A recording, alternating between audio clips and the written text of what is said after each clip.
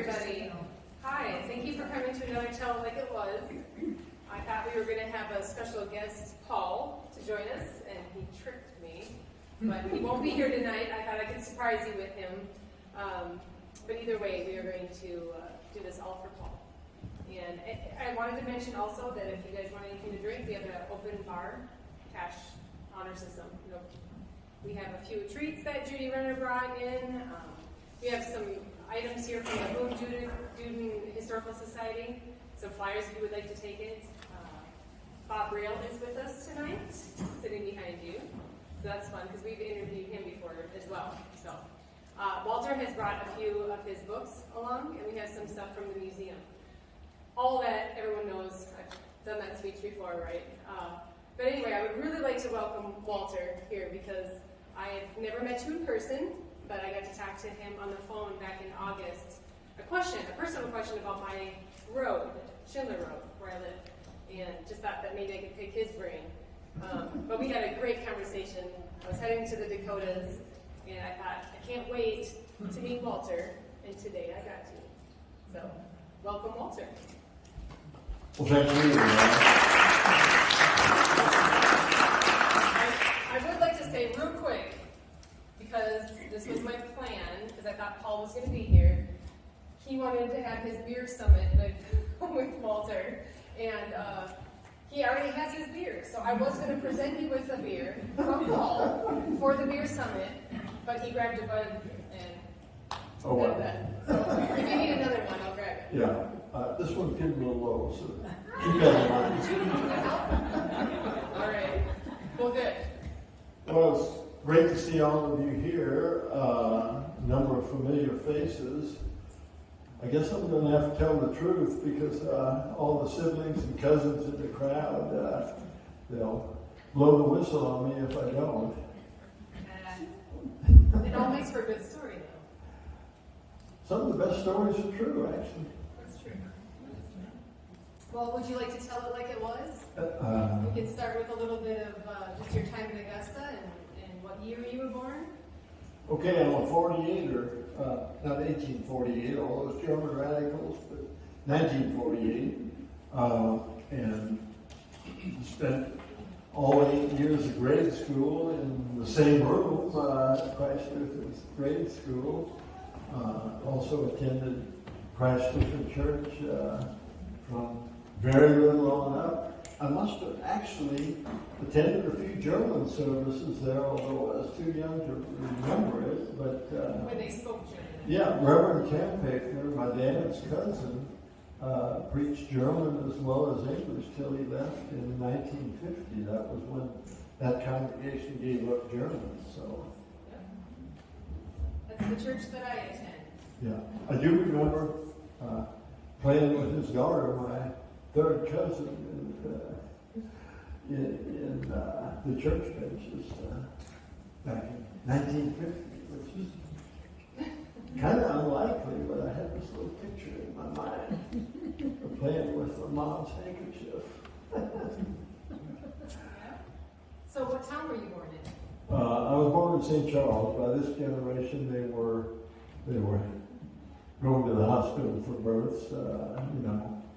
The generation before, my mom tells the story of when they came home from school one day and their little cousin, Kenny Diedrich, who just died about a year or so ago, we got a widow baby. And his sister asked, "What is it, boy or girl?" Kenny, "A little baby." This boy or girl was not as important. Something like that. But yeah, I was born in the hospital and, grew up on the farm there, halfway between Defiance and Matson. You know that pretty white house that used to be up there on the bluff? That's not ours, but our next door neighbors. That was also my dad's cousin, from Alberta, who lived in that house. In the house that you were just talking about? Yeah, but it was since replaced by another, not White House, but I guess reddish house on the bluff. Would that be My brother Paul knows. He knows everybody. I was going to say, is that one of the Hennessy house? Is it the red house up there? So that property, oh, well, funny. My friends live up there. Oh, good. Beth and Tim. Yeah. Beth Danforth. I was just thinking, I'm like, well, between Matson and Defiance, there's not that much of a window. And it's a red house. I'm like, well, that would be that size. Yeah. So, because on Schiller Road, now we have the Hennessy's own a lot down there, right by Schultz. So that's why we call Paul and what's his brother's name? Tim and Paul Hennessy. There we go. Yeah. So that land up there is beautiful. It is. My grandpa always called it the garden spot of the world, and I couldn't argue with that. Me either. So yeah, I interested in just the area out here and the things that you did, growing up. Because you left in what year? 1960? Well, I went off to high school, to a boarding high school in Concordia, Missouri. So that would have been 1961. But I always came back in the summers, worked on the farm in the summers. What did you do mostly on the farm? Pretty much everything. Milk cows by hand. I could hit a cat at 10 paces. Well, there's got to be some stories there. Chopped Why wood. don't you tell the audience farm stories? Well, it's amazing how you can tame cats just by feeding them. We got a mother and younger half-grown kitten from, I forget who, maybe Blacksmith Holt or somebody, and called him Wild Child because he's extremely wild. We had him in a chicken shelter for a couple of days, but then he got out and ran away. But they were under the milking barn, and we kept feeding them milk, and within a week or two, you could pet Wild Child. It was amazing. What else? Oh, no. That's, I guess, well, one of my questions is, for anyone who doesn't know, your parents. Okay, yeah, my parents are Fred and Alma Kamphoefner. It was actually, it qualified as a centennial farm already in 1989, although it took a little while to get the paperwork done, but it's got a centennial farm sign there now. So it was in my mother's family, ever since then. So her grandparents, and then my grandfather, and then when my dad married Mom in 1946, he came into the farming operation, and then my brother Paul, and now somewhere out here is Joe. My nephew is the 5th generation of that place. That's great. So did your dad serve in the military? He did. He was in World War II. He was in Puerto Rico, Coast Artillery, and then in California. So, considering the places you could have been in that era, that was fairly fortunate. Ship almost got torpedoed on the way to Puerto Rico, but other than that, didn't, I guess, really see a shot fired in anger. Well, that's good. Yeah. So he... And then he got agricultural training on the GI Bill after his military service. So, Well, I think it's interesting that he was not a farmer. Tell him. yeah, I mean, he was born in New Valley. His dad was a village blacksmith. But if you know anything about blacksmithing in the automobile, things were going downhill in the 1920s. And so his dad first commuted weekly and then moved to St. Charles, working in the car shops there. So, Dad graduated from St. Charles High School and worked in the city the whole time up till the war. And also when he came back, my parents were both working in St. Louis when they met after the war. And, really, swimming against the tide of history. The big the big trend in post-World War II America was suburbanization, and my dad is moving from the city out to the country. But he loved farming I was going to say, you probably loved it. and never regretted it today, as far as I know. And, you know, with the GI Bill training, was a better farmer and a more modern farmer than my grandpa. Did you register? No, I did not. The Nixon draft lottery, I was in the first year of that and got number 293 out of a possible 366. So that number was on my bulletin board in my dorm for months thereafter. But instead, you went on to teach and learn a lot more and write books. And so I want to kind of maybe cover some of the books and tell some stories, and then I'm going to pull you back into a lesson. Okay. Yeah? Well, I have a few photos that Paul had sent me. I'm going to skip over my beer summit because you already did that. You were ahead of me. But we have a book here tonight that Walter brought in. I think we have five copies, so don't fight over it or anything. But he has them for sale. This is one of them. And if you could tell us more about just $25 will cover my cost. More about the book. Yeah, and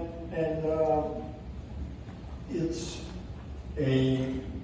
as the title says, it covers the breadth of the German American experience over 3 centuries or so, nationwide. But I do say that Missouri, where I spent the first 30 years of my life, and Texas, where I spent the last 3 decades, gets more coverage than they would have gotten, based on the size of the German population. I blame it on Booker T. Washington. He advised his listeners, cast down your bucket where you're at. And that's kind of what I did in terms of my research. My dissertation was on the immigration to St. Charles and Warren counties, and traced a couple of hundred families from Westphalia to Missouri, including several of my pairs of my great-great-grandparents, which made it all the more fun.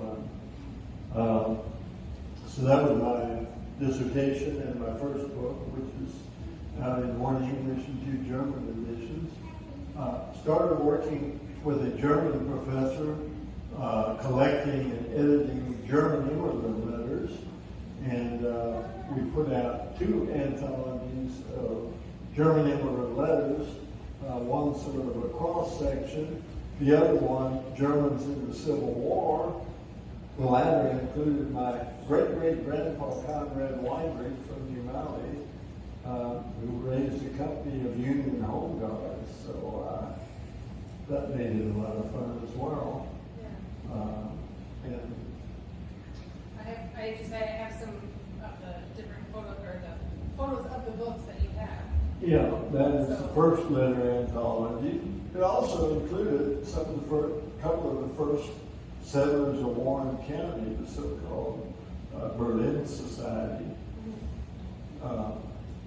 Couple of Blücher brothers, one of whom married an Anglo woman whose brother gave the name to, what was that restaurant in Washington? Light another name. I wouldn't be able to help you on that. I'm sure they would. They not no longer being in What year do you remember?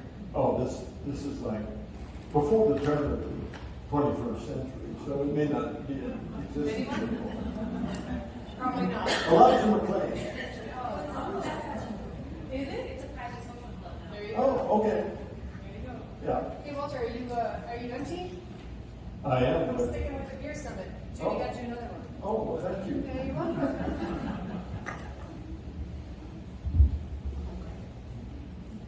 My wife's in the crowd tonight, so I'm the designated drinker. Is that good?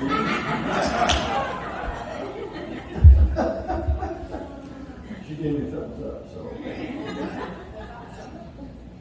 Well, speaking of your wife, did we talk about your wife? Yeah, Anya Schwalman, front row. I spent a number of summers abroad working with a German prof at the University of Bochum. She was working on that project as well, and got the assignment to correct one of my articles that I had written in German, and started correcting not only grammar but also the content, the critiquing. You obviously didn't mind. The rest is history. Well, you can touch on more about the family. Let's do that. My family, my immediate family, yeah. So we talked about how you met. Yeah. Oh, well, have two kids. One about as close as you could get, one about as far away as you could get. We brought up our children, actually started out more in German than in English because we figured they would pick up English anyhow, which they did. As a result, our daughter is working at a German job in Berlin. Our son, at one point, wanted to be a historian, and I didn't really try to discourage him, but I said, you got to be to the top of your game, and you got to learn Russian as well as German if you want to be a, European military historian. But then he took a programming course when he was about a junior in high school, and it really clicked. And as a result, he is much more employable than any historian. He's working on a software development job right across town, there where we live in Ryan, Texas. Yeah, and how old is he? He's born in '98. I always go by the year because that never changes. True. Yeah. That's true. You can do the math. And your daughter? She's 2 years older, so she's So, 27. that's good. Besides, where did you raise your kids? What area? It's in Bryan, Texas. Oh, so they were down there the whole time? Yeah, I live in Texas now. You left in '78, is that correct? I left here, I left, yeah. You left home. I left home already going away to high school, except I was back in the summers. I got my Ph.D. in '78, and the history job market was terrible here, and I managed to get a German research job. Spent about 3 years in a holding pattern waiting for the American history job market to clear up, which it did. I got a postdoc at Caltech. You didn't know Caltech had history postdocs, right? For 2 years, and shortly before being unemployed, I got a job offer at the University of Miami for a 1 year with foot in the door possibilities, which I took, and the foot in the door possibilities paid off. But I am not, nobody can understand somebody going from University of Miami down there on the beach to Texas A&M, but there are several explanations. One, I am not a beach person. Secondly, I'm still a Midwesterner at heart, and when you get right down to it, Texas A&M, a land-grant university, is a lot like a Midwestern land-grant university like Mizzou, where I did all my graduate work, except with more money. You know how Texas are. They have this permanent oil fund that contributes to Texas University. So, how did you enjoy your years of teaching up there? Fond memories, you probably learned a lot more. All the different experiences that you had. Teaching where? In Texas. Oh. Yeah, A&M's kind of an odd place, but odd in nice ways in many respects. If you like military-style marching bands, they're probably number one in the country. They're fairly conservative students, but they're also very deferential. I think I was probably called sir more times.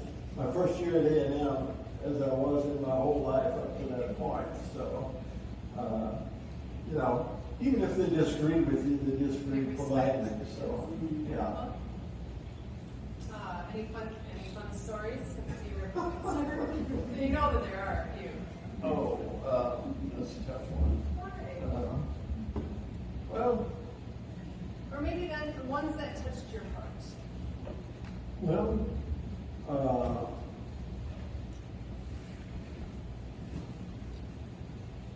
there was this one girl, I think she was from one of the, Central Asian former Soviet republics, and she took my immigration course, and was not a particularly outstanding student, or maybe not a particularly serious student, but you know, after the semester was over, she sends me an email of something that she had visited and said, "It's just like you said in class." So, so that's a lot of fun when you get feedback like that. Of course. Yeah, I mean, we all have stories of schoolrooms, teachers, professors, you know, but it goes both ways. Yeah. Yeah, that's good. Anything else you want to touch on just your, you know, being a professor, different things that you taught, experiences that you had with kids? I mean, the fun there's thing. just so much. I don't even know where to start. The fun thing with my specialization is, you know, I had a lot of opportunities to spend time in Germany, and not just in Germany, but actually, you know, my ancestral homes.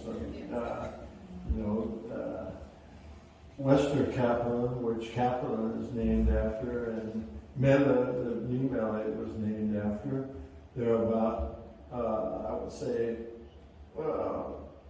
20 miles at most on both sides, on the opposite sides of the town of Osnabrück. And I got to do a guest professorship for a year there in Osnabrück. What year was that? That was 98, 99. Also one reason my kids, particularly my daughter, who was, from 2.5 to 3.5 at that time, the reason her German is so good. In fact, she was correcting me on the gender of nouns when she was 6 years old. I always figured I'd learn it by osmosis, and my wife can tell you it still hasn't happened, but she's a true bilingual.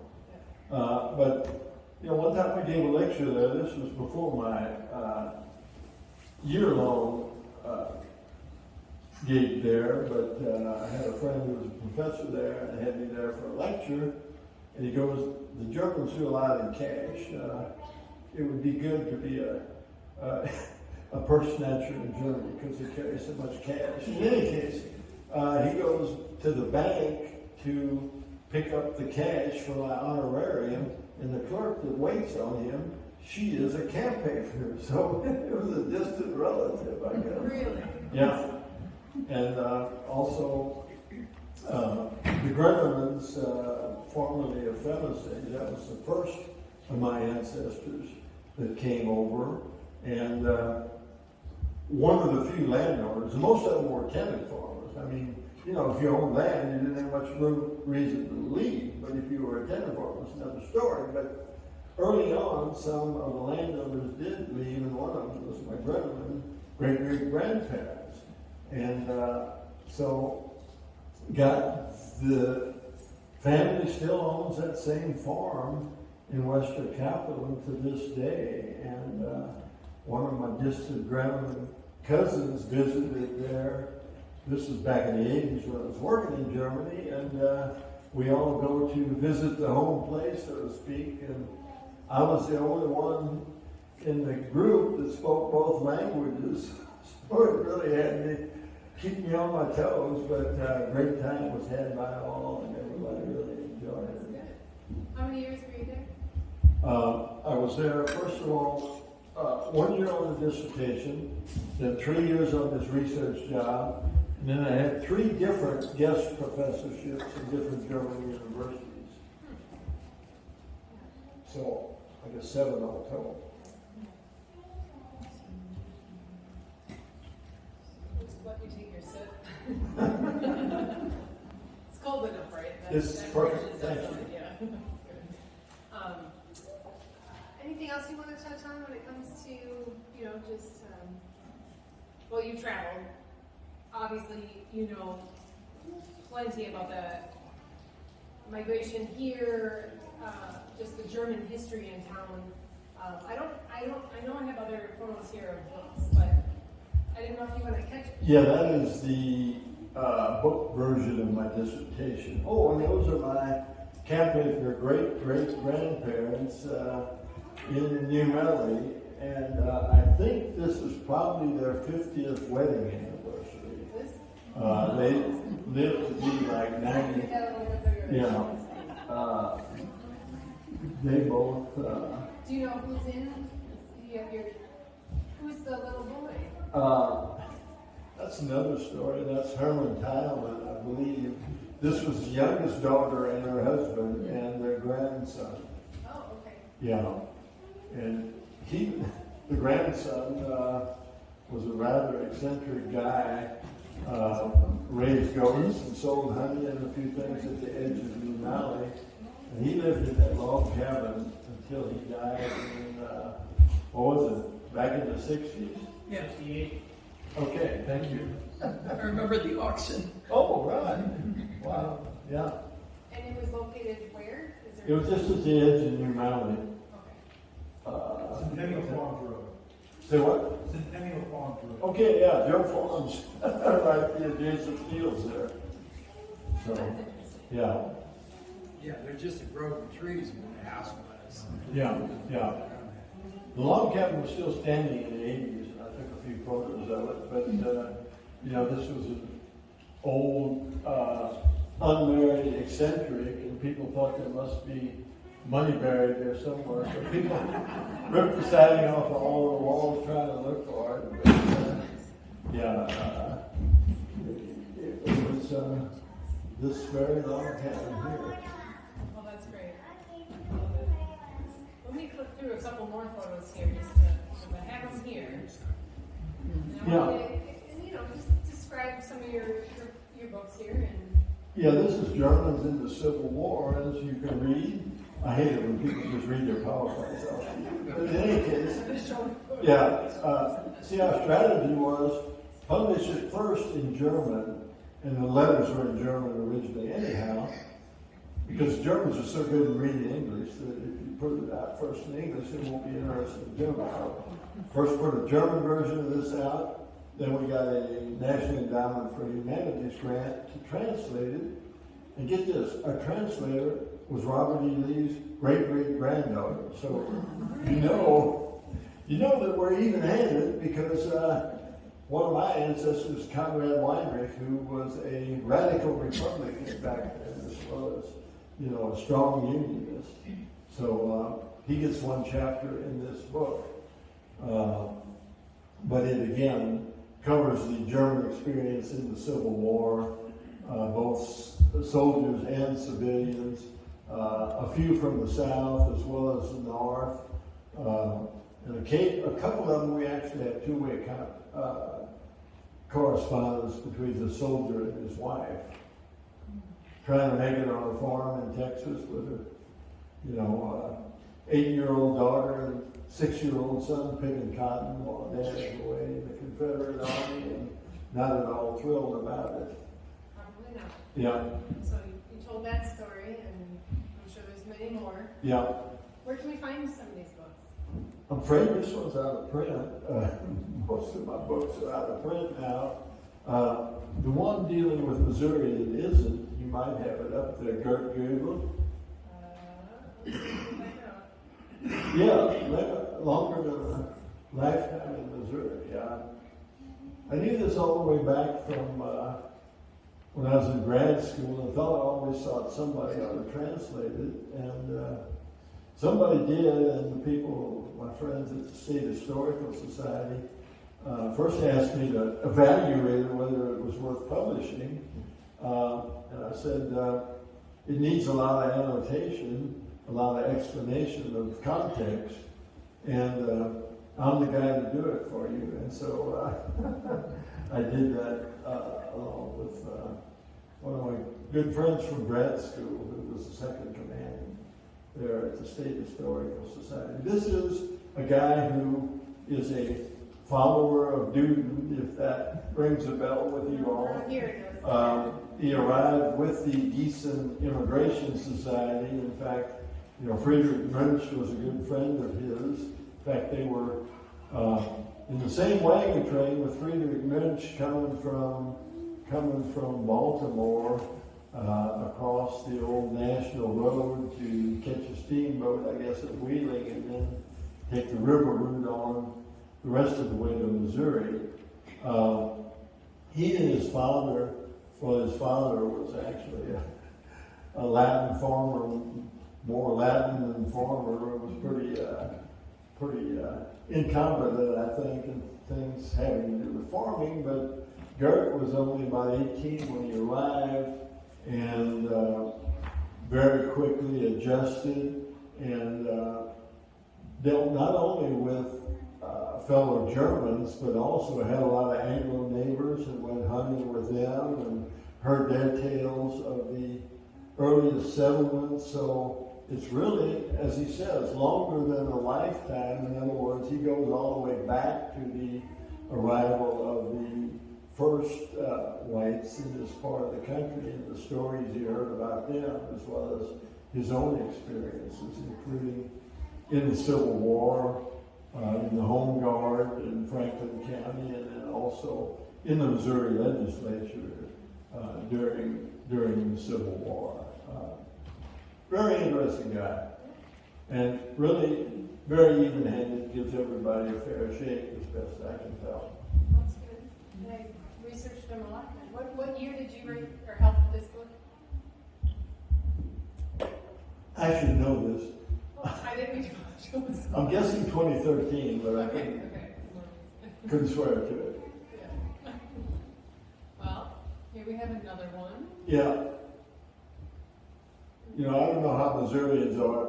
Most Texans aren't interested in anything that's not from Texas. But if y'all are that way, you probably won't be interested in this. But this is actually the first valedictorian at Texas A&M was a Texas German by the name of William Trenckmann. He had gone to a bilingual two-way immersion school there in this community of Millheim, also named after a German town, and was in the very first class of Texas A&M, and had to, I guess, graduate a year early because his dad ran out of money, and so he was the valedictorian of that class. And here's the interesting thing about this. He was born in Texas just a few years, like maybe 5 or 6 years after his family had immigrated. So all of his older siblings, and most of them were German born, goes to this bilingual school, but then he, as I said, graduates as the valedictorian of the first class of Texas A&M, goes off school teaching and then becoming a school teacher, principal for about 10 years. After that, establishes his own weekly newspaper in the county seat, gets elected to the Texas legislature, then moves his newspaper to Austin so that his girls as well as his boys could get a college education, because A&M was, males only until like the 1960s or so. And so it looked, and actually was also on the board at Texas A&M. So it looks like a second generation German who is fully integrated into American society until I tell you the name of his newspaper, Das Belleville Wochenblatt. And he wrote a couple of novels and plays. One of them was Der Schulmeister von Neurostock, and the other one was the Latina on Possum Creek. So both his newspaper and pretty much all of the writing that he did was in German language, although obviously he was fully conversant in English. He was the A&M valedictorian, even if it was a small class. I mean, it wasn't the academic powerhouse, obviously, that it is today, but nonetheless, you know. Yeah. So that's his memoir, which we did not have to translate. His children actually translated it. So all we had to do was write an introduction and an annotation to it. But yeah, it's a nice slice of Texas German experience.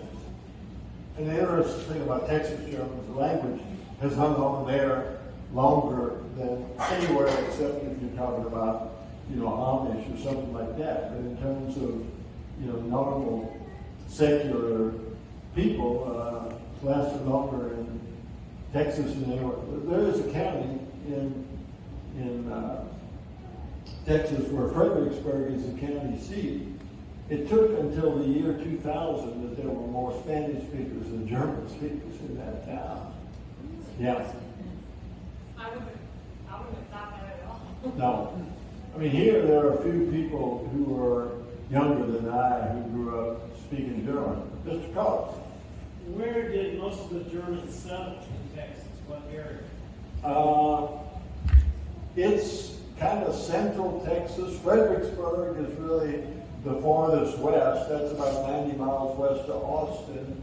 The easternmost part is near, like about an hour's drive south of where I live, in Texas A&M, which you know, is about halfway between Houston and Austin. So that German belt extends, you know, from there and near Austin, like north of Austin, and on west to Fredericksburg. New Braunfels is pretty much straight south of Austin on the interstate on I-35. Does that give you an idea? Well, would that be considered the hill country, some of that? Yeah, the hill country is the most German area of Texas, yes. And that's where Fredericksburg is. New Braunfels is kind of on the edge of the hill country as well. Okay. At this point, any other questions? Throw it out there. So I guess it's up to you. That's a lot of pressure on my shoulders. Let's see what I have next here. Oh, There we go. I found this one. yeah, this was, But I figured it was a story there. right, this is a local radio station there in College Station. They do book talks, and this is me and the other Walter, my colleague Walter Baker, also a Texas German, talking about this Trenckmann book, and talking about Trenckmann himself. Might be out on the web, I don't know, the interview. It is in English. I think it is. Yeah. I described the photo. Yeah. Oh, we're going back to town. There was no filter in between. Yeah, this is my grandparents' gate there. This is my cousin Pat Barovic and Kim Kernick, who came over here to ride horses on our farm back when they were in grade school, I guess. Pat ended up buying a horse from them called King. That's the horse's name. Yep. King. Yeah, I thought there was another photo in between. So yeah, we jumped back into coming back home. Yeah. So I guess, were there any other questions about? I got another one. Yeah. Go back to Germany and the landowners. Yep. Did Hitler take the land away from the landowners in World War II? No, in fact, he thought the farmers were the bulk, you know, the bedrock of German nationalism. So he actually tried to establish Germans, you know, blood and soil. You heard that term? Tried to establish German farmers on land that they kicked the Poles off of. Of course, that didn't last long. The Russians showed up before long, and they skedaddled back west again. In fact, one of my dissertation students was of German-Russian descent, way out there in what's now Ukraine, and her ancestors kind of fled the Russian army and made it to Germany at the end of the war and managed to get eventually to the U.S. or Canada after spending several years as in refugee camps. But some of those people, they tried to settle them on former Polish lands. Yeah. My brother-in-law said that back in, I guess, 1800s, that the Tsar of Russia put word out to Germany that he wanted the farmers to come to Ukraine to farm. That was even longer than that. It was not the Tsar, it was the Tsarina, Catherine the Great. It was back in the 1800s, not in the 1900s. No, yeah, that's what I meant. Yeah, recruit quite a few people there. Because he said the first Tsar had them come in, they didn't have to fight. Second Tsar said the same thing, basically. And then when the third Tsar came in, he forgot what the first two said. And then they had to start fighting. And so that's when they came over here. Yeah, a lot of them were Mennonites and pacifists, and so, particularly in western Kansas, eastern Colorado, you've got a lot of those Germans from Russia who settled, and they say they also brought hard red winter wheat to the United States. Yeah, they settled in North Dakota. Yep. Yeah, on up to Lawrence Welk was one of their descendants. Another question, I was just going to say, my husband is Walter, and I'm on my side, and back in '07, we flew into Frankfurt, I'm into genealogy quite a bit. And the only thing we knew about my husband's great-grandparents that came to Germany was in his obituary, said he came from Reynolds, Germany. So we flew to Frankfurt, rented a car, got a map, made a friend, Reynolds. They were Lutherans, so we just looked for a spear through the trees. We found the church, and they were getting ready for the funeral. Carrying flowers down the sidewalk. We didn't want to interrupt. I don't think the record. So my husband got out of the car and went to the forest and said, "Do you know the Eastmans?" He says, "Yeah, I know Louisa Eastman. Follow me, I'll take you to her." So 2 miles north of town, we meet Louisa Eastman, and she says, "Follow me, I'll take you downtown." She took us downtown Reynolds.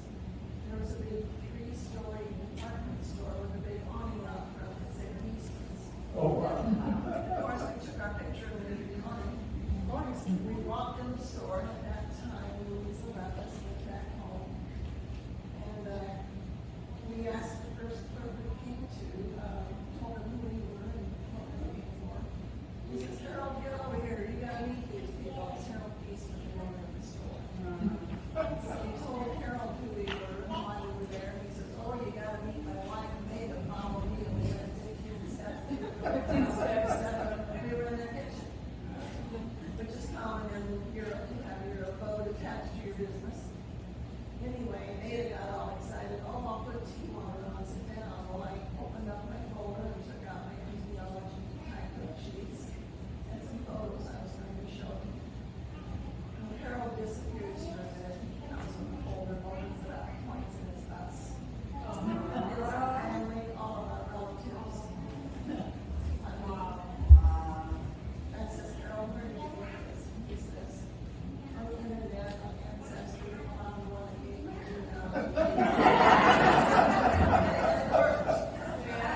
When was this? And then my side was North Fork, we got a cousin that I just started emailing to. That I met through the genealogy site. He was a banker in Munich.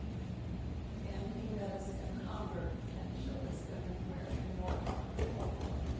Getting back to this gentleman's comment, the Eastman arm has been in the family for 410 years. Wow. Yeah. The roller side on my side was 404 years, and the thing in Germany is the oldest son gets the farm, and it stays in the family. Yeah, although I gotta add a little something to that. If there are no sons, and a man marries into that farm, he takes his wife's name. So name continuity is no guarantee for a blood continuity there. In fact, that was only abolished like, I don't know, somewhere around 1819 or somewhere, and it's still in the Westphalia area where this was the custom. It even continued sometimes after that. Now, I've got every one of my ancestors down to the German baptismal records. And, How far back is it? well, most cases it's 5 generations, and my great-great-grandparents had immigrated. There's a few triple greats as well amongst them, but most of them are great-greats. But most interesting was one of the last that I traced down, a guy by the name of Jacob Dietrich, who was buried on the Schleswig Cemetery. And it says on his gravestone, it gives his birth date and says he's from Hanover, Germany. Well, if you're looking for somebody from Hanover, Germany, you got 2 options. It's the capital city of Hanover, or it's one of about 5,000 other towns and villages in Hanover. And not many people from the cities emigrated, so I figured it's probably not the capital city. And for a long time I didn't know where he got married, but then there was an index to St. Louis marriages. It turned out he got married in St. Louis before coming to, well, first Warren County and then on Pheasants Creek. So got down to the St. Louis courthouse, looked up their marriages, and sure enough, it had the hometowns of both him and his wife. It was Duderstadt, Germany, which back when there was an East Germany, it was right on the border, just on the west side of the wall, you might say, the death stripe, or whatever you want to call it. And so my grandpa had told me that Jacob Dietrich was raised Catholic, but converted to Protestantism when he married his wife. But he said, if you'd had a bit to drink, sounded like he didn't believe much of anything. But, you know, mixed marriages were so rare back then that I did not take this seriously. So I wrote to the Protestant church in Duderstadt and said, do you have a Jacob Dietrich, born so-and-so date in 1830? And they write back and said, we do not have any baptismal notice from that date, but Dietrich is more of a Catholic name in our part of the country. And so I wrote to the Catholic parish as well, but it turned out that they did not have his baptismal records either. Well, it turned out that the birth date on his gravestone was wrong. His wife was older than him, and he reduced the age difference among them on his tombstone. In any case, I finally figured out where the records were that I needed to look at. They weren't actually in Duderstadt. They had been sent to the diocese, which was in Hildesheim, Germany. And I got there, this was back in the 80s when I guess one of the summers I spent in Germany, and go into the office there and ask for the baptismal records from Duderstadt. And while they're getting them out, I looked around the office a little bit, and I see a picture on the wall of the Katy Depot in Machens, Missouri. And I said to the secretary there, I said, that's in my home county. And she said, oh, it's too bad the boss isn't here. But apparently she must have given me a call, because 20 minutes or so later, in walks a retired Catholic priest by the name of Wilhelm Machens. And he had written an extensive family history of the Mackens family, both on the German side and the American side. I don't know if you know Joe Mackens Ford in Columbia, Missouri, for example, and they may have other branches. Anyhow, he was in contact with his Missouri relatives as well, and I did the research and found Jacob Diedrich's baptism, and also found out why he might not have known his birth date, because his dad died when he was very young, and his mother also died before he was 10 years old. I don't even know who raised him, but in any case, Father Mackens took me out to dinner that night and showed me around the town of Hildesheim, and showed me this 1,000-year-old rose bush, which the whole cathedral got burned down from Allied bombing, but the rose bush survived, and it's back to a couple of hundred blossoms anymore now. So it was really a very, very funny afternoon and evening there, finding the roots of Jacob Diedrich. Would he have known his wife in Germany, or would they have immigrated together at that time? They were on the same ship and were sharing probably a bunk and a chest, but did not get married till they got to St. Louis, and their child was born, the first child, Charlie Diedrich, my great-grandpa, was born at the appropriate time after their marriage. So, yeah, you get the picture. Conrad Weinrich, on the other hand, this is my, radical Republican who raised a new Mallet company for Krakel's Dutch, these German home guards. He had said, he was running for the state legislature after the war, and said that of his 5 daughters, 4 of them married white guys, and 1 of them married a black guy. He would treat all of his sons and all the same. Well, none of them put him to the test, but one daughter did kind of maybe challenge his patience in another way. She married his apprentice, Fritz Kamphoefner, about 3 weeks before their first child was born.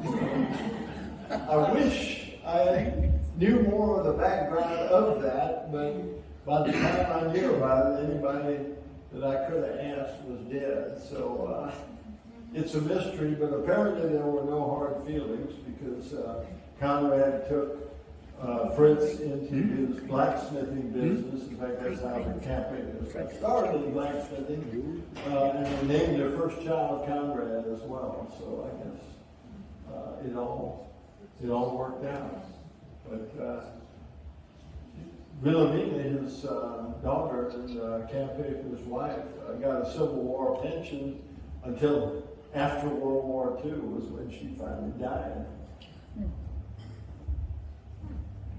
Any more questions for Walter? I'm not going to go ahead. You went to high school in Concordia, Missouri, is that right? That's right, yeah. Okay, that's a long way from here. It is. Okay, and obviously it's a German community. Yeah. Okay, there's a town to the east of it, Emma. Yeah. What happened in Emma during the American Civil War? It was a good friend of mine. In fact, I just visited him at Fort Smith on our way up here, who wrote a Missouri historical review on the experience of Concordia and Emma in the Civil War.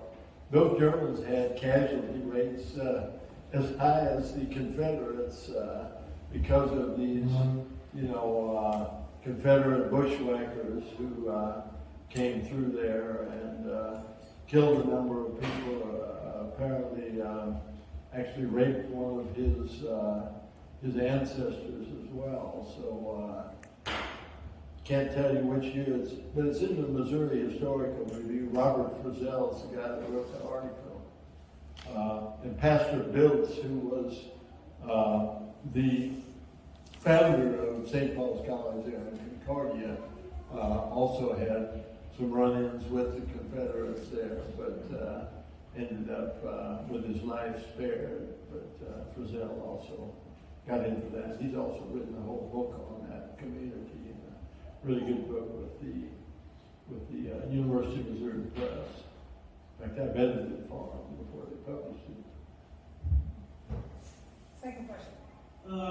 Did the majority of the Germans come up to Mississippi from New Orleans? Well, back in the very early days, like my Grumman ancestors, they, followed the advice and the path of Newton and landed in Baltimore, and, first had to cross the Appalachians to get to Wheeling, West Virginia or somewhere to catch a steamboat.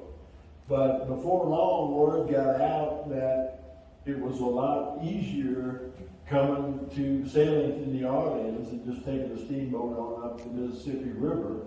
In fact, what I call the New Mally Mayflower, a ship that arrived in 1839 with about 70 people that ended up in the New Mally church records, they came to New Orleans. So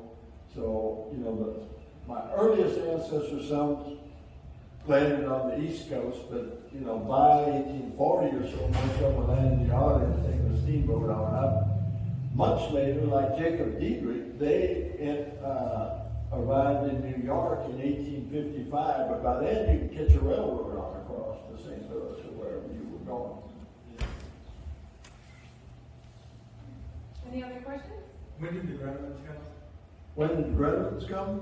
1834. That's my first ancestor to arrive, and I guess the last one was 1864.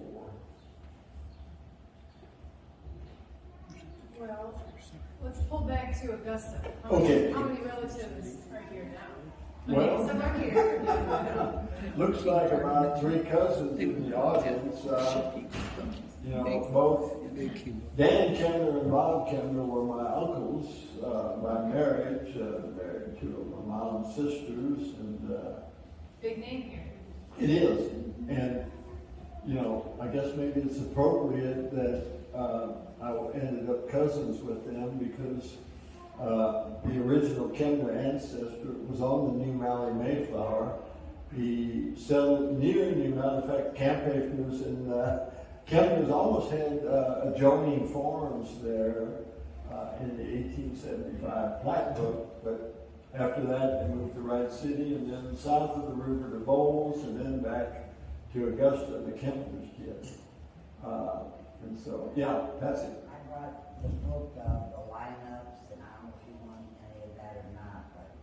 A book of what? The grandma lineups. Oh, yeah, that was. Well, explain. Whenever all of the cousins got together, they would line us up in age and originally by height, but here in the later years, the heights didn't hold up anymore, so we got a lot of pictures of 10 or 11 of us like that. Yeah. All right, well, everyone likes to hear a good story. Oh, I do have to tell. Give it to Walter. Oh. What's that story and Well, it's a little maybe awkward doing it now, but wow. I never realized we did as many of them as that, but yeah.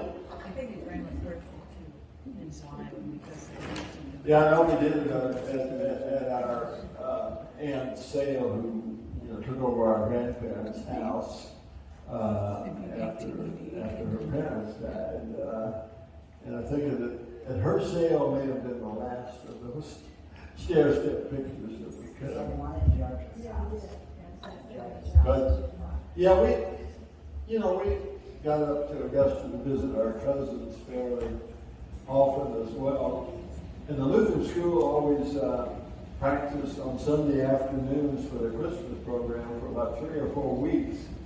And so after church, we would stay in Augusta along with our aunt who played the organ, and we'd go to one of the Kemners, usually Pat's parents for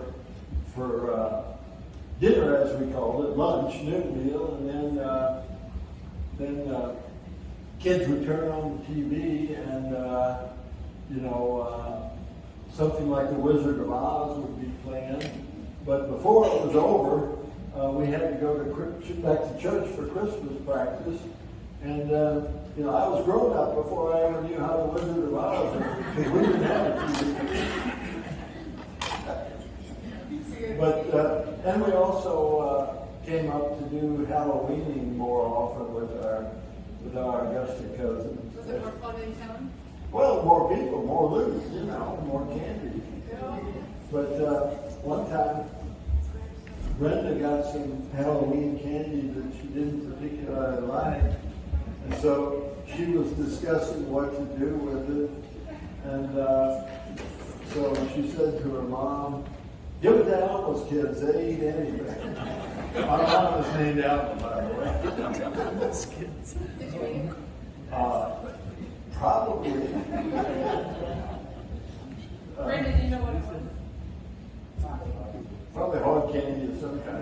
They knew that. It was a cousin. Oh, licorice, yeah. Okay, That's well. a hard one. How did you not like licorice?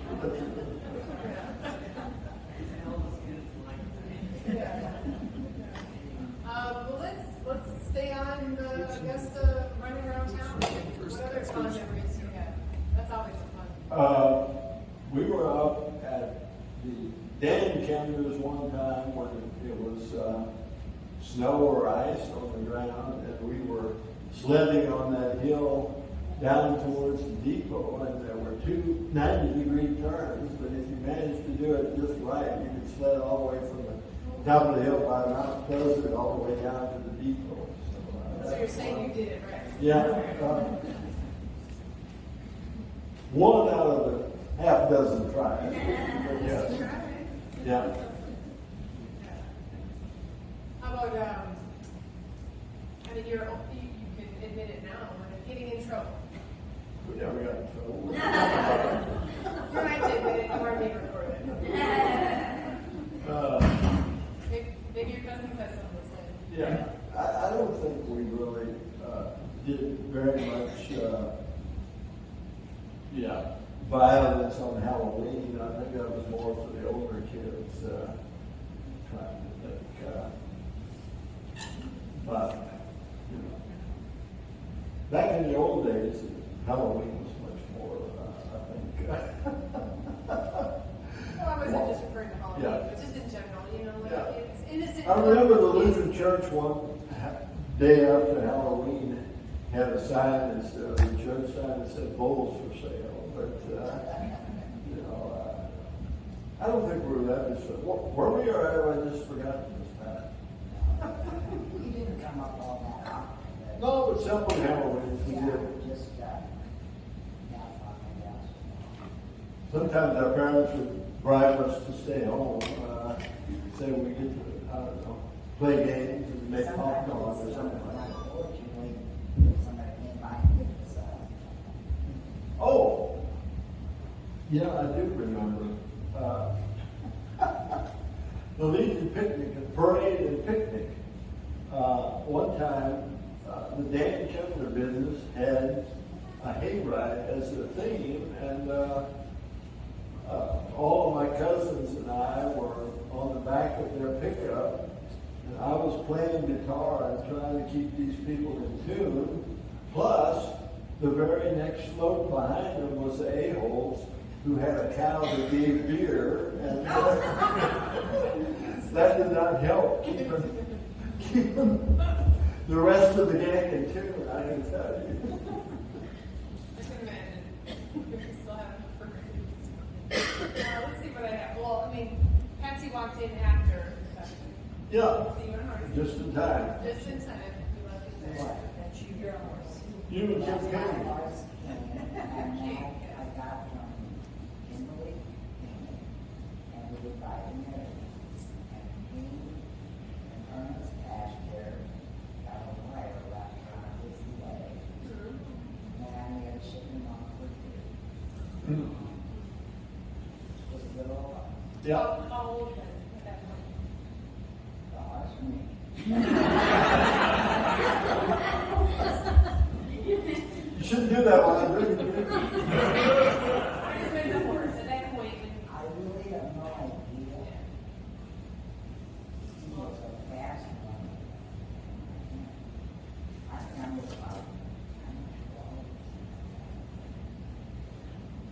it's a great photo. It's a great photo. Paul? Let's move on to another photo. Let's see what's in here. Oh, let's talk Yep. about Paul. It's always nice in This the shop. brings back lots of memories from you. Yeah. Sure.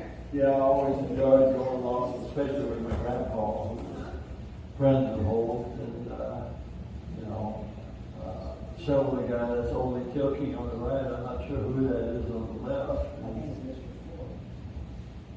Isn't it? He's in the trailer, and that's his dad. Well, did you hear it? I'm not sure, you know, a lot of people here know Augusta better than I do.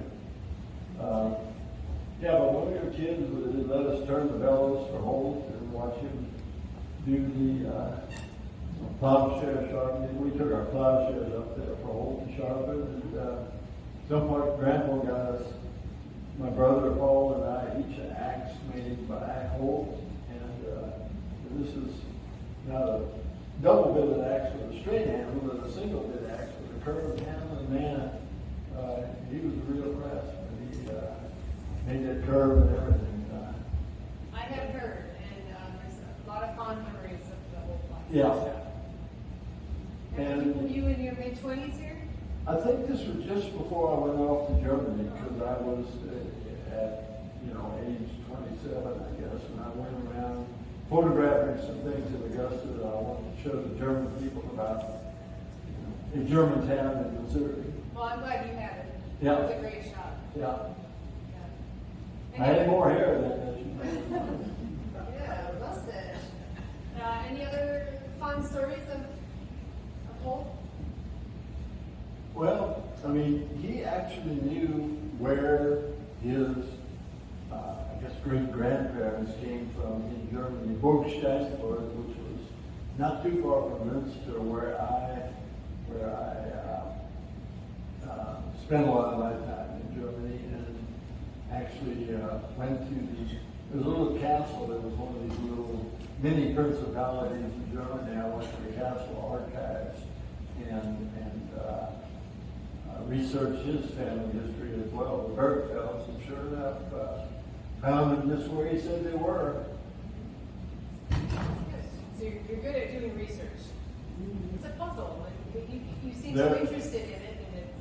There is a lot of American history buried in languages other than English. I wish there were more people that could get at it, but I do my best. Well, we look towards you to help us here. Did you bring any bullfrogs over? Your ass told me that. I thought you were still working on the previous one. Hey, we drank one. She just had a party. Let's see. Here's another one. Okay, that's my dad, my grandpa. In the aftermath of butchering, working up the hogs' heads. It's a sad story. Up until I was 6 years of age, my parents and my grandparents did home butchering. They would butcher 6 to 8 hogs every fall whenever it got cold. And Patsy and I had our own little fire and kettle and boiled the eyes and tails or whatever they were going to throw away for the fire.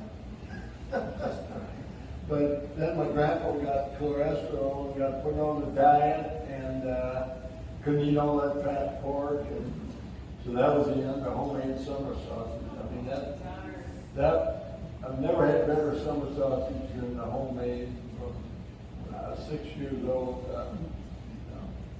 Typical lunch, we ate lunch mid-afternoon. Typical lunch was white bread with blackberry jelly and homemade summer sausage. Never had anything like that in my life. What? Odd combination, but. Yeah, you had to be there. Beef butchering continued to do it home for quite some time after that. You know, I helped skin a beef or two myself when I was young. What were some of your harder chores you had to do? Well, milking cows by hand is not, especially if it's, you know, near zero in the morning before we go to school. For a while there, I worked out a deal where I got to split the wood and my younger brothers got to do the milking, but that didn't last for long. One of my profs there at Concordia said that he had gone off to school to avoid milking. That was not the case for me, I swear, but nonetheless, I didn't miss it too bad. I always enjoyed splitting wood and splitting posts, working out in the woods. You mentioned splitting wood so that your brother would go build. Yeah. So that, how many siblings do you have? Okay, yeah, I'm the oldest of five. My brother Paul, well, they're all here. My brother Paul is the next in line. My brother Ed, where'd he go? We had to go home. Okay, yeah. He was there for supper, and my sister Kathy right there in the front row, and my sister Lois there in the front row as well. Who never done the milk, but I don't want to. Yeah.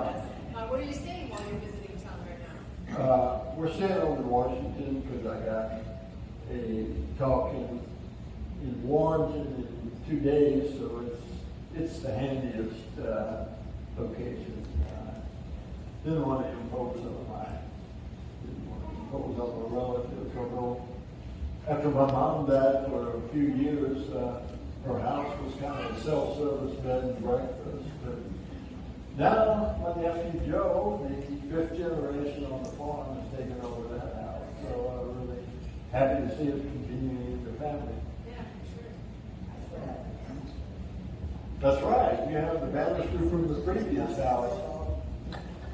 You know, the old house that I grew up in didn't have running water or central heat or anything like that. My parents were renting and they did not want to pay for the improvements to the house and then have to pay for them again if they managed to buy the farm, which they did. So at 65 they managed to buy the farm from, you know, it was in an estate, and it took a while before you got all of the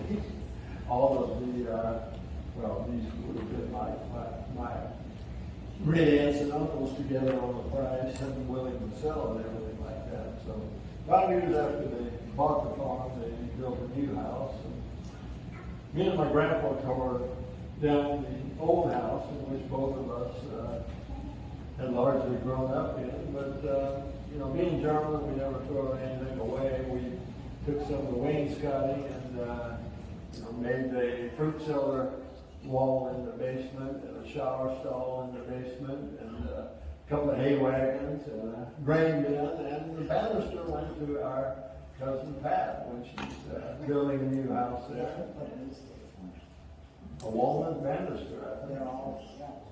Yeah. Every time you came in, you tried to shake it. It shook in our house, but I think you got it pretty solid in your house. You need another one? No, 2 will do. One is actually my normal dose. For special occasions I'll bring 2, but 3 is what I don't. It's special that you're here with us. Let's see, what other photos do I have? Oh, well, we'll go back to this Concordia. This Yeah. one, yeah, he emailed me this one, but we already covered it. Yep, we did. It's a very grainy photo anyway. Yeah. Oh, he wanted to show you this one.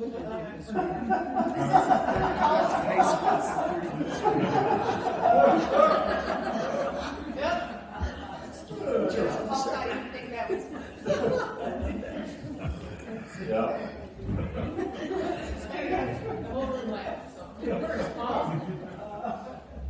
And that one concludes our photos, but we can leave it up there just for but I would love for everybody to ask a question. You know, I mean, there's people here that know you a lot better than I do, but I'm glad to have met you today. But there's a lot of stories. I encourage anyone to bring up some of them. There you go. Paul? I thought you would have said this by now, but one of our relatives asked or made the comment that Germans didn't waste much. What was your answer to that? Yeah, one of well, I guess great uncle, who was also kind of John, well, one of his cousins was a John Bircher, and he was kind of influenced by that. And he said, Germans don't waste as much as Americans do. I said, they waste more time than Americans and less of everything else. That was my take on German farmers back in the old country. Yeah. Well, Walter, really, the Germans, to me, do it great. When you're at a bed and breakfast, the bar is downstairs, the people live there, and you sit around and you get to know them all. Where here, you just kind of drift around, you know. That's true.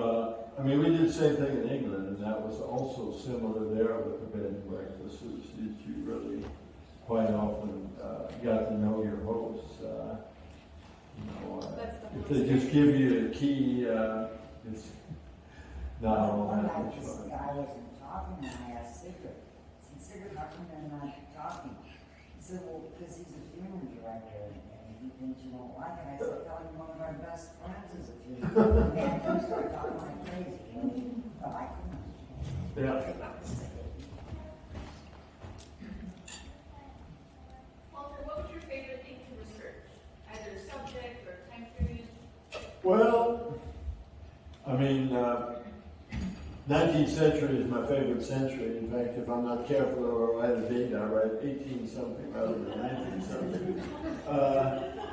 But I guess, tracking down, I mean, nice thing about my profession is it had a lot of opportunities in mixed business and pleasure. And, finding my own ancestors in doing research on general topics of German immigration really made it a lot more fun. And, in my book, wherever I was talking about a particular subject or phenomenon and had an ancestor who illustrated that well, I would just use that rather than, some anonymous. For example, I talk about, the Germans didn't want to let the military, people subject to military service, get away to America. And the very first Kamphoefner that came to America, this would have been like an uncle 5 generations back, it said in the immigration records that his wife was going to America, but he had to stay here till his military service was up in another 6 months. But you look at the passenger list, and here they both arrive at the same time.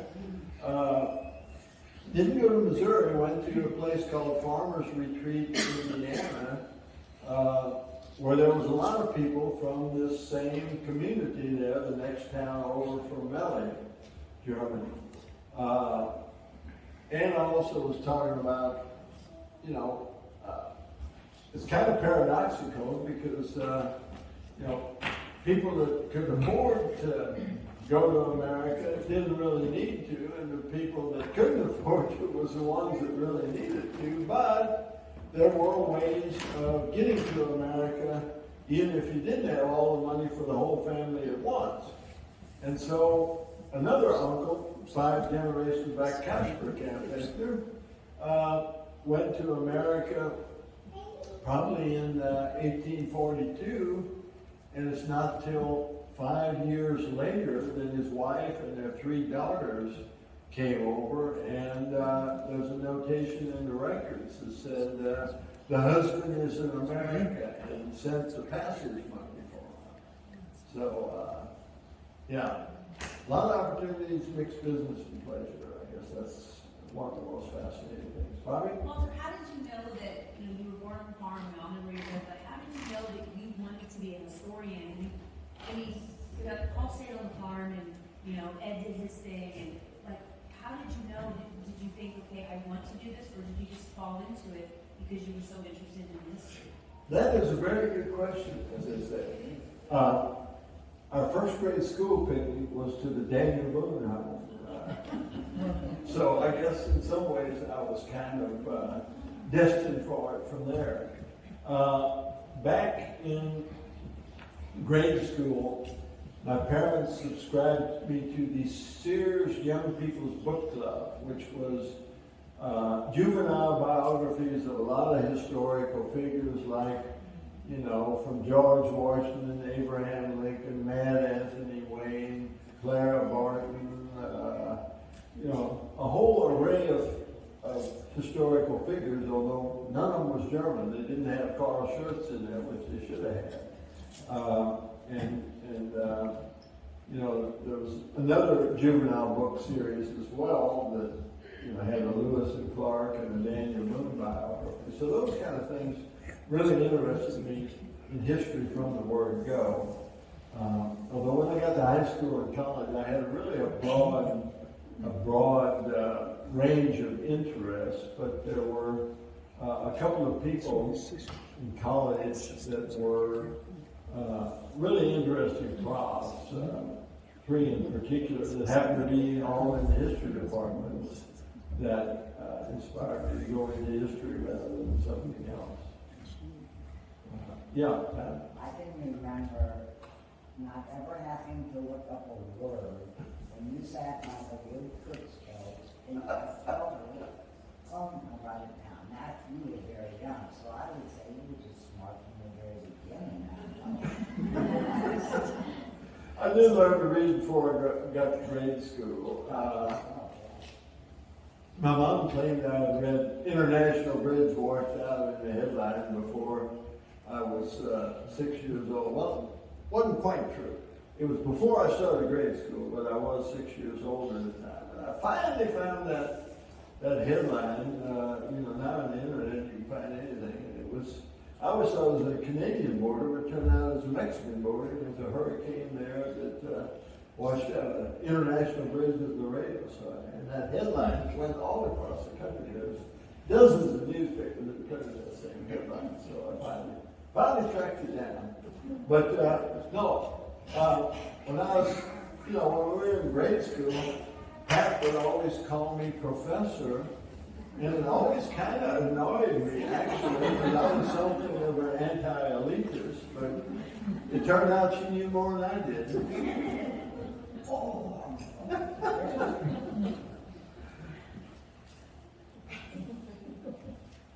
I can't see if she's blushing or not.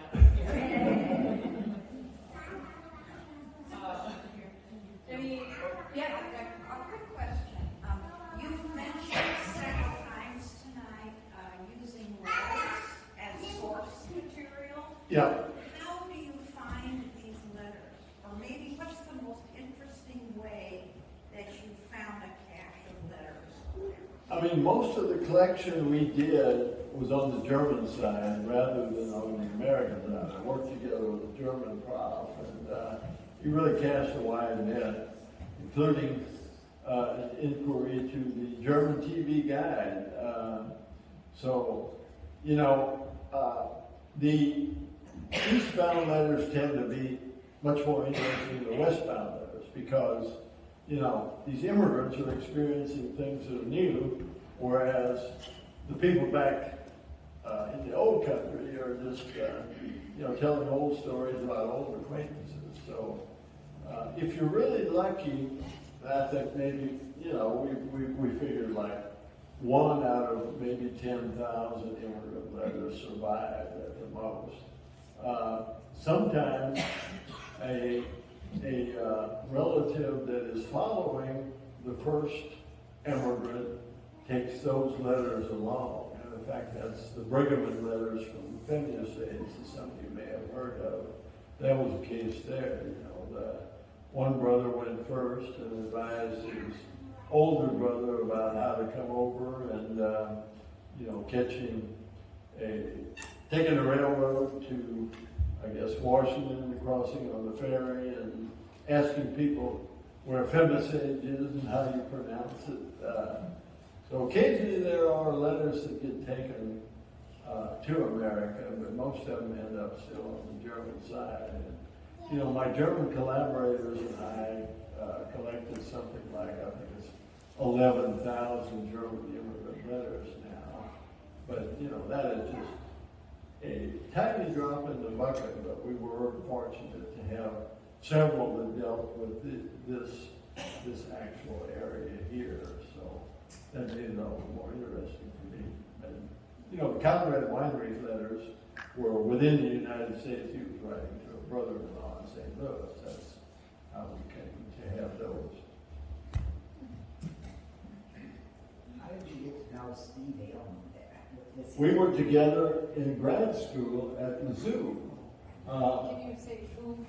Steve Aylman is the county administrator. And he has a very interesting story as well. You know, he got his master's at Mizzou in history, and went back teaching high school history, and I think coaching basketball, because he played basketball for Furman as an undergrad, and then found that he was watching a little too much TV, and went and studied law, and got into the oldest law firm there at St. Charles, and then went into politics and was a Missouri state senator.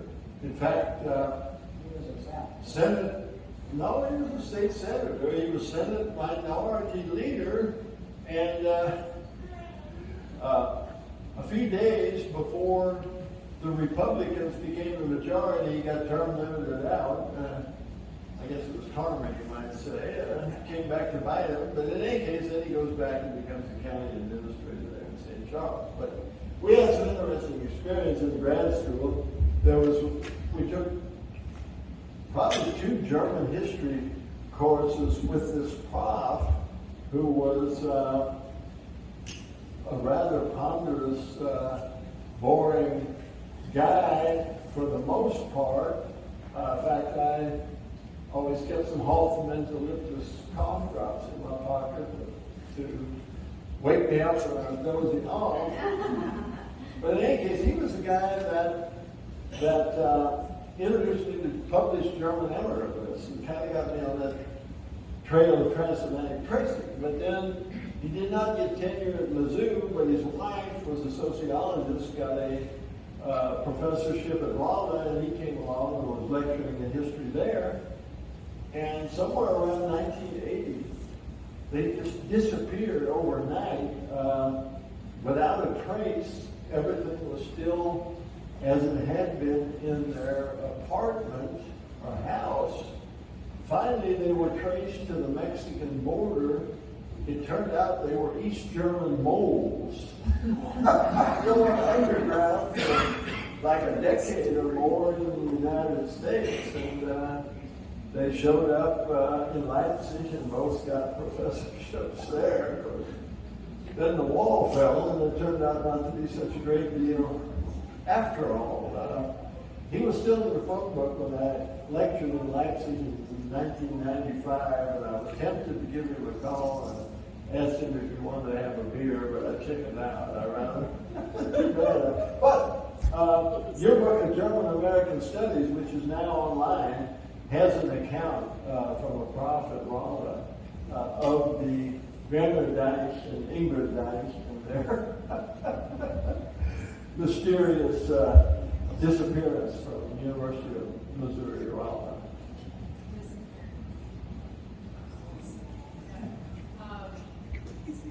Well, is there anything you'd like to add? You don't have any more questions?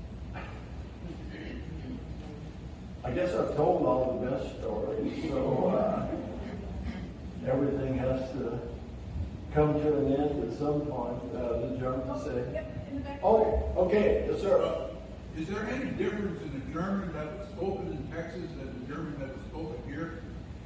Well, a lot of the Germans in Texas came from the Hessen-Nassau area around Frankfurt, so, you know, you can still hear traces of that accent. In fact, met a woman who was 5th or 6th generation, you remember, at the historical site in Stonewall, Texas, and you could hear a Hessian accent in her German.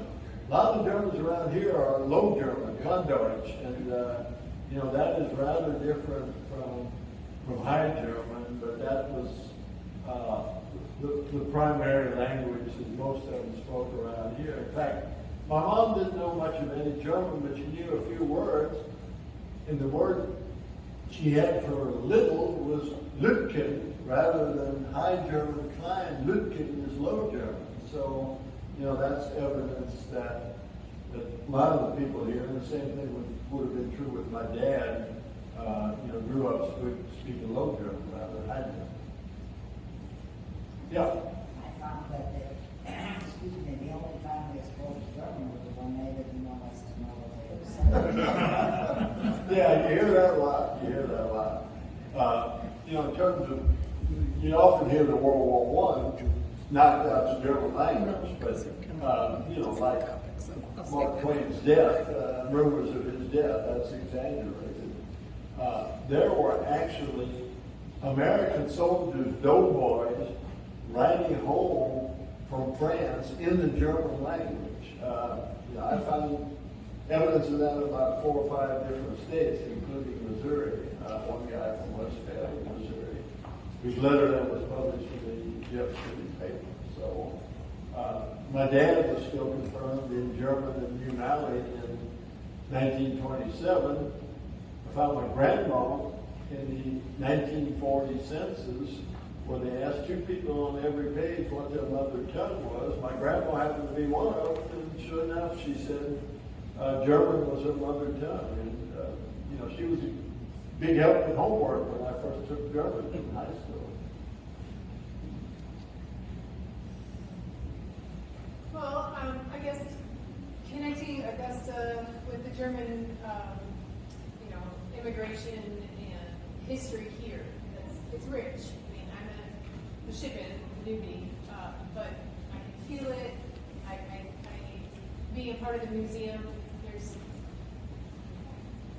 it's hard to describe as someone new looking in. It's hard because you mostly lived here, so you know this. But it's real interesting to hear your stories because the German stories here are there's just so many. There's so many, and they're so rich in how they preserved everything, and they were so proud of it, and you can still feel it to this day. I can. And so, what are your hopes moving forward for the town of Augusta, the German Heritage Park? Well, I really appreciate the fact that also people like you who are new to the community have taken an interest in our history and helping to preserve it. That's something that I'm very grateful for. You also mentioned Bob Braille, editing the Berlin newspaper, a newsletter, and various other people. Augusta really has a proud heritage also in terms of being on the right side of history in the Civil War and Reconstruction. In 1868, there was a referendum whether to grant blacks voting rights. And it was at the same time of the presidential election when Grant was up for election. And if you look at a lot of places, you look at the percentage in a given precinct that voted for Grant and that voted for black voting rights, there's a huge drop-off. In fact, Schlersburg, only about half as many people supported black voting rights as supported President Grant, the Republicans, for president. But you look at Augusta, 143 votes, I think, were cast. Of all the people that voted for Grant, only 6 voted against granting black voting rights, and only 5 abstained. So 92% of the Augusta people supported black voting rights, which, for that day and age, is pretty remarkable. And maybe a Missouri record. Walter, do you understand at all? How is it that the German settlers here were not likely at all to be slave owners compared to the English people who settled in St. Charles County, or Scots-Irish or whatever, Pittman and Francis Howell and some of those. Yeah. Yeah. Well, in part, because a lot of them, I think, were tenant farmers, and they saw the analogy there between the situation of tenant farmers in Germany and slaves in America. In fact, one Catholic guy by the name of Boer, who was one of the first settlers there in Washington, the founders of First Catholic congregation there, said the landowning farmers are eating up the tenant farmers. They sometimes use the same term for serfdom as they did for slaves. Schwarze Leibeigenen, black serfs. So that has a lot to do with it. Some people claim, oh, they were just too poor to buy slaves, but that is not true. I have looked at, you can see how much property they own in the census, and you see who owns, whether or not they own slaves. And at any given level of wealth, the Germans were much less likely to own slaves than what the Anglo-Americans were. And even a few of them, I discovered that looking at the 1850 slave schedule, Frederick Munch, the leading radical Republican from this area, actually owned one slave. But I think one of the explanations there, I hate to blame women, but it was very hard to get domestic servants or to keep them for very long. For one thing, there is a male surplus. So, women are what, shall we say, hot commodities? They were very much in demand. So, if you had a German servant girl, she probably wouldn't stay for long. She'd be married off. And, especially these more bourgeois Germans from the servant-keeping class thought, I've subjected my wife to enough just bringing her to America to these primitive conditions. Making her do without a servant girl is maybe too much. And so, there's several of these prominent Germans. Friedrich Mensch, his brother George, Arnold Krakel, the leading radical Republican in this county, and Bruins, Dr. Bernhard Bruins, who was Westphalian and then a radical Republican mayor of Jeff City. All of those were small-scale slave owners, but yet they very much supported emancipation and black rights after the Civil War. And, they were also the most adamant unionists in this part of the country as late as like March of 1862, the Battle of Pea Ridge, although it's in Arkansas, it really was secured Missouri for the Union. Something, at least a third and maybe close to half of the Union Army at that time in that battle were Germans. So, And, there are the Latin farmers, there are the German liberals who fled Germany after the failed revolution of 1848, trying to democratize and unify Germany. So, they were kind of the leaven that leavened the whole loaf in terms of, getting support for anti-slavery, pro-union emancipation, and to some extent black rights as well. Yeah. A lot of communities out here, Augusta and Maui, seem to have maintained an ethnic homogeneity,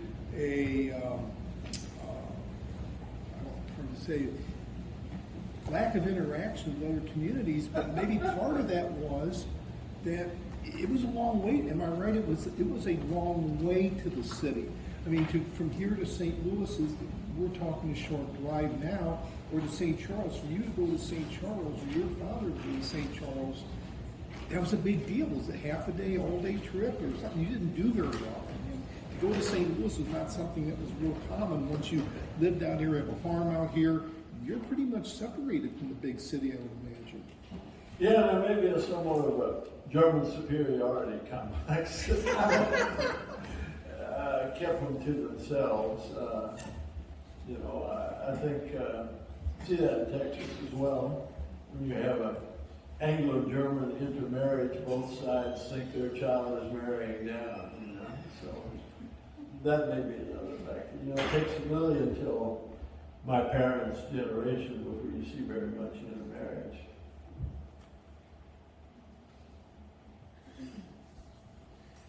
Well, if there's no other questions, I would love to thank you so much for being here and just visiting back home and spending time with us here. I would like to thank the Harmony Orion and the Heritage Foundation for letting us use the building. This has been a comfortable spot for Tell Like It Was, and you definitely did that. Well, the pleasure was all mine, and I appreciate all of your questions. As Terry Gross always said, that's a great question. You're a great question. Yeah, and you're a great person.